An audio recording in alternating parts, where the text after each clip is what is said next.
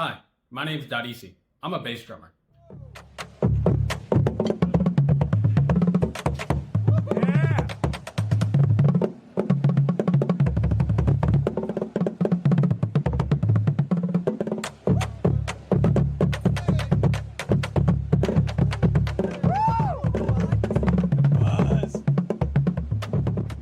Welcome to episode 3 of the Bass Break Breakdown series, or at least what was going to be episode 3.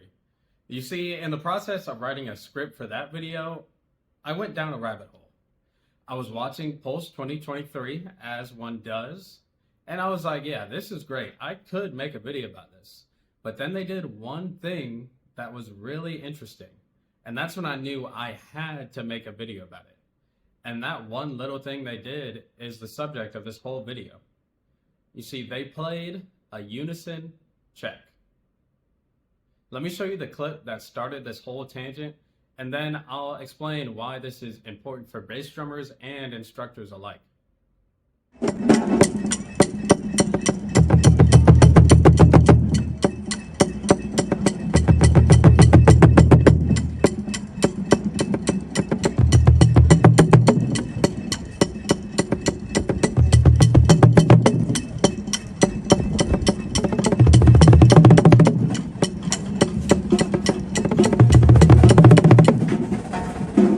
Typically when a bass drummer plays checks, we play split checks. This is a breakdown of a written part that keeps some level of the original split intact. For this clip of Pulse, the most common split check would look like this. I promise you 99% of people that see this music are going to break it down with this check. This is by far the most obvious check to use. We're playing 16th note single splits, so play the 8th notes first and then add the singles. It makes a ton of sense and it does the job. But the good people at Pulse are not a part of the 99%. They know there's a better way. Here's the weakness of a split check. We don't want bass drummers to only think about the check when it's their turn to play. How many times have we seen a bass drummer turn off their brain when they aren't playing and then mess up when we need them? We want them to be on the 8th note train for this entire segment, and then they can play whatever partials we need them to play. By establishing the 8th notes as unisons, all of the bass drummers have to be engaged and agreeing on the 8th note subdivision. No one is allowed to check out, and no one is allowed to fall out of the 8th note grid at any time. This creates a ton of confidence in the individual's rhythm, and it creates trust in each other that everyone can execute the rhythm that we're aiming for. When the split is reintroduced, no one has any hesitations or doubt about where exactly the 8th note grid is. While effective, this segment is a pretty basic use of unison checks, so I set out to find a more complex example. I've used unison checks all the time in my seasons marching, but it's very rarely caught on camera. Very elusive check, okay? However, I was able to find one more example to show you guys, and it comes once again from Pulse Percussion. Let's watch this clip of Pulse in 2024.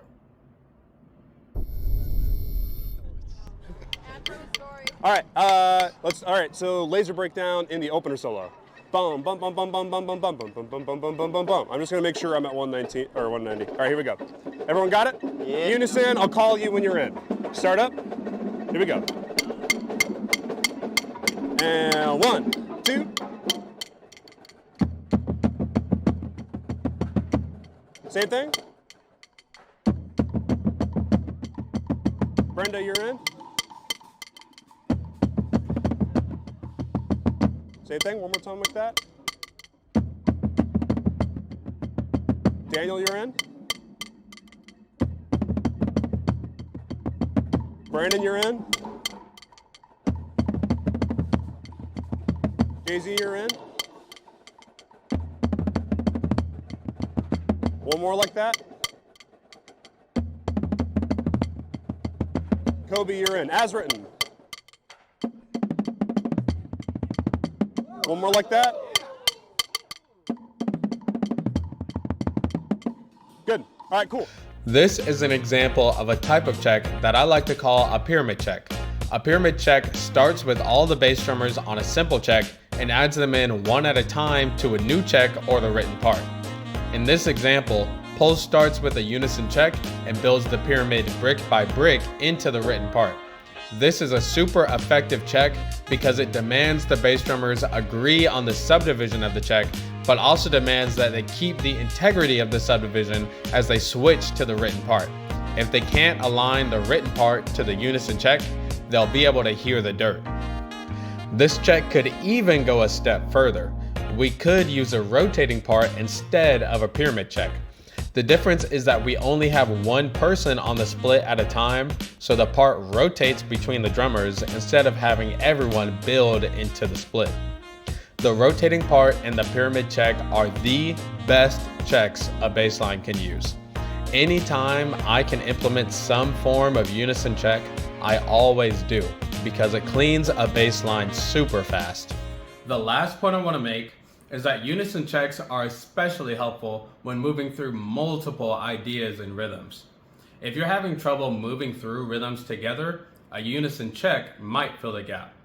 In the Marine Drum Corps, we were having trouble linking some different ideas together, and we relied on a unison check as the solution. Here's a clip of the phrase.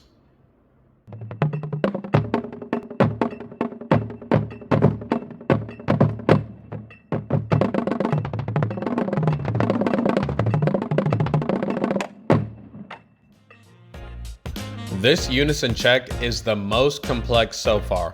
It moves through quarter note triplets, an upbeat fivelet, and different stickings for the 16th notes. But it serves as the foundation to understanding how we'll move through all of these rhythms, and we get to practice those transitions without having to play the split. Then we used a rotating part and pyramid check to transition to the split without losing our foundational timing. By the time we take the split as written, there is a strong groundwork for our underlying rhythmic interpretation that made us much more consistent. If you're ready to start playing unison checks with your bass line, just be cautious because they aren't always the best check for every instance. The most common problem that I run into with the unison check is when the check itself is still too dense. Let's use an example from the first Pulse video I showed you.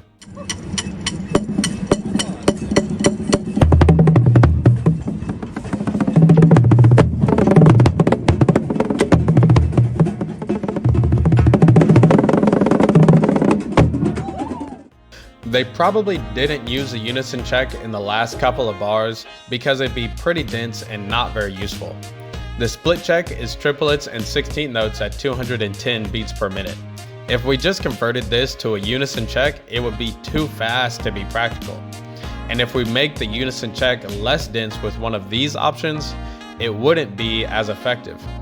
In a scenario like this, a split check will be more successful. That's all I've got for this one. Consider liking this video and subscribing to my channel to support my content. And if you have any suggestions on bass lines I should watch, or future videos I should make, or series I should do, just leave a comment and I'll see it. That's all I've got, and I'll see you in the next one. Or you'll see me, because I'm looking at my phone. Cut. That's it.